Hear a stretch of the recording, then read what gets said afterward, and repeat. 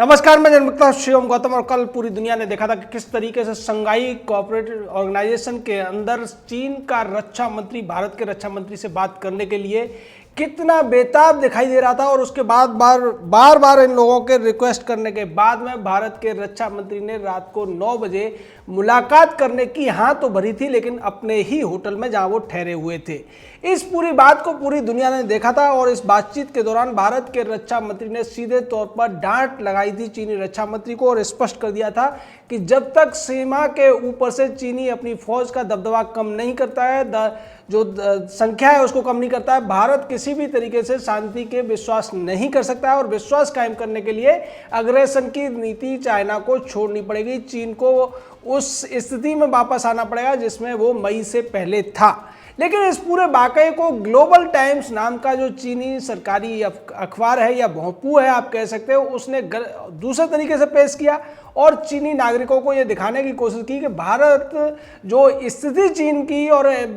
चीनी सेना की एलएसी के ऊपर है उससे डर गया है। और इसी वजह से भारत नहीं चाहता कि सर्दी के मौसम में जब लद्दाख में एलएसी का तापमान -25 हो जाएगा, उस समय भारतीय सेना को जो ठंड से नुकसान होगा उससे बचने के लिए भारत बातचीत की टेबल पर आ रहा है। साथ ही साथ चीनी भोंपू इस पूरे मामले में जिस तरीके से भारत को कमजोर दिखाने की कोशिश कर रहा है, ये कह रहा है भारत परिणाम को देखकर ऐसा डरता हुआ दिखाई दे रहा है। लेकिन दूसरी तरफ ये चीनी भोंपू राहुल गांधी और कांग्रेस पार्टी की बड़ी तारीफें करता हुआ नजर आ रहा है और ये कहता हुआ नजर आ रहा है कि कांग्रेस पार्टी ने जो मुख्य विपक्षी दल है भारत के अंदर जिस तरीके का मोर्चा खोला हुआ है मोदी सरकार के खिलाफ, उससे मोदी सरकार डर गई है और उसे डर है कि कांग्रेस कहीं उसका तख्ता पलट न कर दे। यानी कि जो बात राहुल गांधी वीडियो बना कर देता है उसी का पक्ष लेता हुआ चीनी कम्युनिस्ट पार्टी का ये भोंपू अखबार नजर आ रहा है। और ये दोनों ही, चाहे ग्लोबल टाइम्स हो या भारत का ये राहुल गांधी नाम का अधेड़ उम्र का तथाकथित नेता हो जो अध्यक्ष बनने के बाद में तमाम चुनाव हारने का रिकॉर्ड बना चुका है, लेकिन जो हकीकत मास्को में हुई थी वो ये थी कि भारत के रक्षा मंत्री ने शुरुआत में कई बार मना किया चीनी रक्षा मंत्री को बात करने से। और जिस तरीके से रूस के रक्षा मंत्री भारत के रक्षा मंत्री के साथ स्वागत में पलकें बिछाए हुए थे, दूसरी तरफ चीन का रक्षा मंत्री पीछे पीछे चलता हुआ साफ नजर आ रहा था। उसकी तरफ राजनाथ सिंह ने देखा तक नहीं और वही चीन ये कहता हुआ नजर आ रहा है कि भारत चीन से डर गया है। इसको लेकर ग्लोबल टाइम्स में तमाम दावे किए गए हैं और यह कहा गया है कि भारत ने जो आक्रामकता दिखाई है उसको लेकर चीनी रक्षा मंत्री बई फेंगी ने भारत के रक्षा मंत्री को बहुत ज़्यादा खरी खोटी सुनाई है और इस बात पर राजी किया है कि अगर उन्हें जो दबाव है चीनी सेना का जो एलएसी के ऊपर उसको कम करना है तो उन्हें अपनी हरकतों को सुधारना पड़ेगा, जिसको लेकर भारत ने हामी भर दी है। लेकिन हकीकत यह है कि जिस तरीके से चीन इस पूरे मामले में घिरता हुआ नजर आ रहा है, जिस तरीके से भारतीय सेना ने एलएसी के पास में चुशूल सेक्टर की 2 चोटियों जिसमें ब्लैक टॉप प्रमुख है उन पर भारतीय तिरंगा फहराया। 1962 के बाद यह पहली बार था कि भारत के ही इन इलाकों में भारत की सेना झंडा फहरा नहीं सकी थी, लेकिन इसको भारतीय सेना ने कर दिखाया और उससे चीन की जो चूलें हैं वो हिल गई। उसके बाद में एक खबर आती है कि चीन का जो ताइवान से लगी हुई सीमा है वहां पर एक सुखोई 35 विमान धराशायी हो जाता है। इसको लेकर चीन ने कहा कि ये ताइवान ने नहीं गिराया है, लेकिन इस पूरे मामले में चीन को बहुत ज्यादा डर सताने लगा और यही वजह रही कि उसने रूस के रक्षा मंत्री से, रूस की सरकार से बार बार यह अनुरोध किया कि किसी भी तरीके से भारत के रक्षा मंत्री से हमारे रक्षा मंत्री की बातचीत करा दी जाए, जिससे संदेश जा सके कि सीमा के ऊपर जो तनाव है वो खत्म होने जा रहा है, क्योंकि दोनों ही देशों के बीच में बातचीत होती हुई नजर आ रही है। और जिस तरीके से राजनाथ सिंह ने कल मॉस्को में चीन के रक्षा मंत्री को जवाब दिया, उसके बाद उन्होंने एक और बड़ी कूटनीतिक चाल चली और वो सीधे मॉस्को से दिल्ली आने के बजाय सीधे तेहरान पहुंच गए। तेहरान में उन्होंने ईरान के जो रक्षा मंत्री हैं उनसे मुलाकात की है। इस मुलाकात को बेहद अहम माना जा रहा है क्योंकि जिस तरीके से चीन पाकिस्तान के साथ मिलकर ग्वादर पोर्ट का विकास कर रहा है, उसके बाद में भारत ने चाबहार जो पहले से काम चल रहा था ईरान के साथ में, भारत उसको विकसित कर रहा है और उसको लेकर भारत चाहता है कि यूरोप और रूस के जो तमाम देश है, सोवियत रूस के, उन तक भारत की आर्थिक रूप से पकड़ मजबूत बनेगी। साथ ही साथ ईरान के साथ चीन ने अभी जो पिछले दिनों एक बड़ी डील की है, बिजनेस डील, उसको भी मात देने की कोशिश के लिए भारत ने अपने रक्षा मंत्री राजनाथ सिंह को ईरान की यात्रा पर भी भेज दिया है। और इसको लेकर चीन एकदम से सख्ते में है कि ये कैसे हो गया। चीन को ये उम्मीद थी कि भारत के रक्षा मंत्री सीधे मॉस्को से नई दिल्ली वापस पहुंचेंगे, लेकिन मॉस्को से ही प्रधानमंत्री ने उन्हें सलाह दी कि आप तेहरान जाइए और तेहरान में रक्षा मंत्री से मिलकर एक तो चाबहार एयरपोर्ट के ऊपर बात कीजिए और दूसरे जो भारत और ईरान के रिश्ते हैं उनको लेकर भी बातचीत कीजिए, जिनमें पाकिस्तान और चीन की कोशिश ये है कि ईरान के साथ भारत की जो मधुरता है उसको किसी भी तरीके से कड़वाहट में बदला जाए। और इसी के तहत चीन ने ईरान के अंदर बहुत बड़ा निवेश किया था, लेकिन उसके बाद में कुछ अफवाहें उड़ाई गई थी। कांग्रेस पार्टी ने भी कहा था चाबहार पोर्ट का जो काम भारत कर रहा है उससे ईरान ने भारत को अलग कर दिया है, लेकिन उसको लेकर ईरानी विदेश मंत्री ने इसको क्लियर किया था कि भारत के पास जो प्रोजेक्ट है उसमें किसी तरीके की छेड़छाड़ नहीं की गई है। अब उसी कड़ी में रक्षा मंत्री ने ईरान जाकर अपने रिश्तों में एक बार फिर से मजबूती लाने की कोशिश की है और ये बहुत बड़ा झटका चीन और पाकिस्तान दोनों के लिए है, क्योंकि चाबहार पोर्ट के विकास के बाद में एक तो भारत की पकड़ ईरान के साथ में और मजबूत होगी और रूस और उसके साथ के जो पुराने सोवियत रूस के देश हैं उन तक भारत आसानी से पहुंच सकेगा और ये एक बड़े पोर्ट के तौर पर भी विकसित हो रहा है, जिसकी वजह से ग्वादर पोर्ट पर अब जो दूसरे देशों के कार्गो हैं वो कम जा रहे हैं, चाबहार पोर्ट पर ज़्यादा जा रहे हैं। इससे चीन और पाकिस्तान को वाकई बड़ा झटका लगने वाला है। तो एक ही यात्रा में राजनाथ सिंह ने जिस तरीके से पहले चीनी रक्षा मंत्री को एक बड़ा सदमा दिया, झटका दिया और सीधे तौर पर चीन को जिम्मेदार ठहराया उस आक्रामकता के लिए, उस तनाव के लिए जो सीमा के ऊपर बढ़ रहा है, और उसके बाद में तेहरान जाकर उन्होंने एक और झटका चीन और पाकिस्तान को दे दिया है। दूसरी तरफ चीन ये भी कहता हुआ नजर आ रहा है कि भारत के विदेश मंत्री एस जयशंकर ने एक अखबार को इंटरव्यू में कहा था कि वो जो चीनी विदेश मंत्री है वांग यी उनसे जरूर मुलाकात करेंगे मॉस्को के अंदर। तो इसका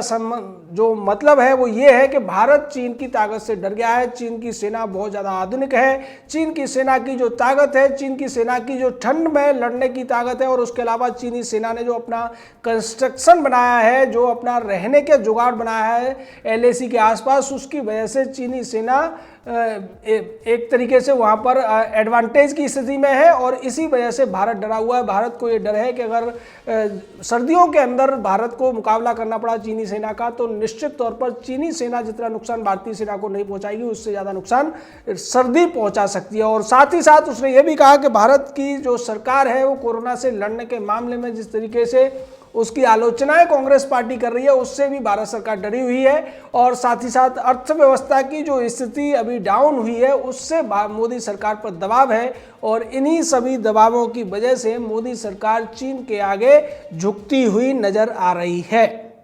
लेकिन पूरी दुनिया इस पूरे हकीकत को समझ रही है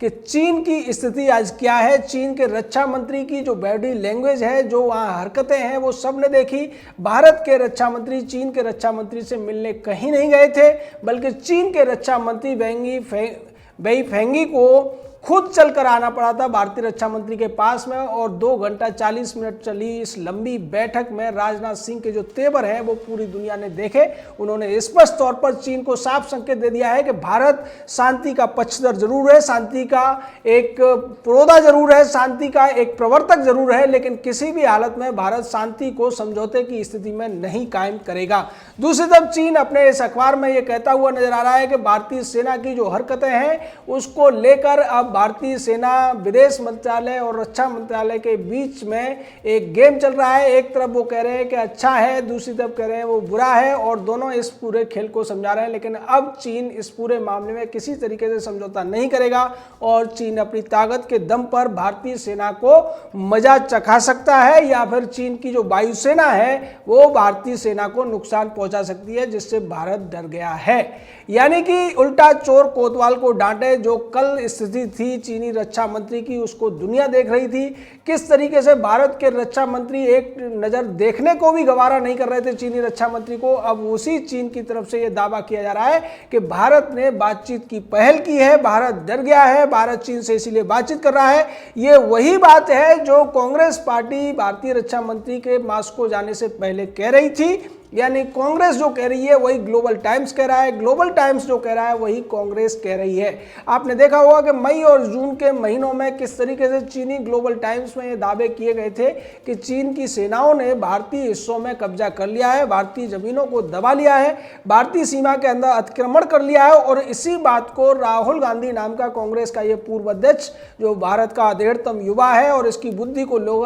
लेकर लोग इसको प्यार से बहुत सारे नामों से पुकारते हैं, मैं उनमें से कोई नाम नहीं लूंगा, लेकिन इसकी बुद्धि के काफी चर्चे होते रहते हैं। ऐसे आदमी के पास में जो जानकारी आती थी वो ग्लोबल टाइम्स से आती थी और ग्लोबल टाइम्स के आधार पर ये रोज नए दावे करता था कि भारतीय सीमाओं के अंदर चीनी 60 किलोमीटर आ गए हैं, कहीं 15 किलोमीटर आ गए, कहीं बहुत सारा भूभाग कब्जा लिया है, बहुत सारे गांवों को कब्जा लिया है। और अब जब इस हफ्ते चीन के अखबारों ने, चीन की सरकार ने, चीन के विदेश मंत्रालय ने, सभी ने ये कहा कि भारतीय सेना ने अतिक्रमण करते हुए एलएसी के आसपास चीनी सीमाओं पर कब्जा कर लिया है, उसके बावजूद ये कांग्रेस पार्टी जो इतनी ज़्यादा निर्लज्ज है कि भारत के पक्ष में नहीं बोलती है, ऐसी बातें करती है जिससे कभी पाकिस्तान इसकी बातों को कोट करता है। और अब चीन कांग्रेस पार्टी के जो दावे हैं, कांग्रेस पार्टी की जो बातें हैं, उसको चीन स्पष्ट तौर पर उल्लेख करता हुआ दिखाई दे रहा है।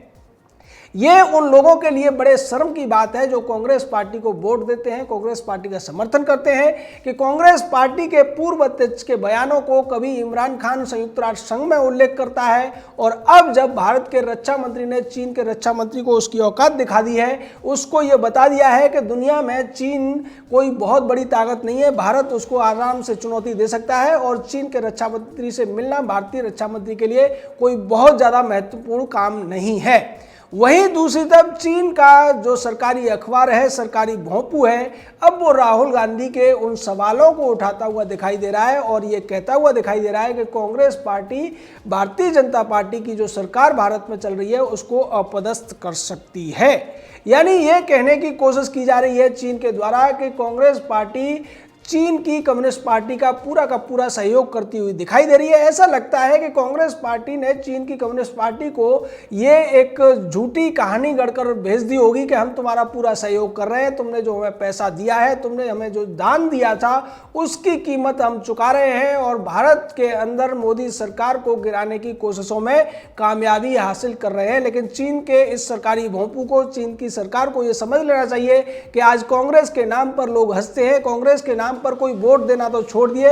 आपसे बात करने को भी कोई राजी नहीं है। कांग्रेस के नाम पर लोग गालियां देने लगते हैं, हंसने लगते हैं। ऐसी पार्टी का नाम लेकर अगर चीन ये सोचता है कि भारत में वो सत्ता परिवर्तन कर सकती है, भारत सरकार को हिला सकती है या फिर भारतीय सेनाओं के लिए कुछ कर सकती है, तो वो एक भ्रम में है। सीधे तौर पर जिस तरीके से कांग्रेस की जो भूमिका रही है देश को तोड़ने में, आज भारत का करीब 43,000 किलोमीटर का हिस्सा चीन ने दबा रखा है। उसके पीछे भी कांग्रेस का ही प्रधानमंत्री जवाहरलाल नाम का भारत का सबसे ज्यादा ठरकी प्रधानमंत्री रहा है और उसकी गलत नीतियों की वजह से चीन ने पहले 38,000 किलोमीटर पर कब्जा किया और मनमोहन सिंह नाम के एक कठपुतली प्रधानमंत्री के जमाने में चीन ने 5,000 किलोमीटर से ज्यादा के हिस्से को कब्जा कर लिया। आज इसको लेकर भारतीय जनता पार्टी की तरफ से पार्टी के राष्ट्रीय प्रवक्ता संबित पात्रा ने भी हमला बोला है और उन्होंने कहा है कि राहुल गांधी को सीधे तौर पर टारगेट किया है और कहा है कि पाकिस्तान के बाद अब चाइना भी राहुल का नाम ले रहा है, यानी कि राहुल गांधी पाकिस्तान में भी हीरो है, चाइना में भी हीरो है, लेकिन भारत में वो जीरो है। और ऐसे जीरो को देश के प्रति थोड़ा बहुत तो सोचना चाहिए। अगर उसकी आंखों में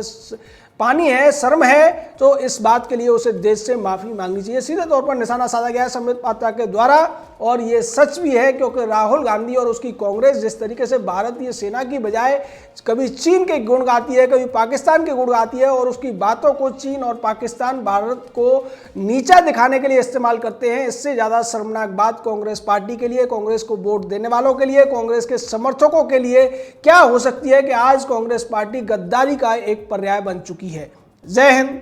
जय भारत।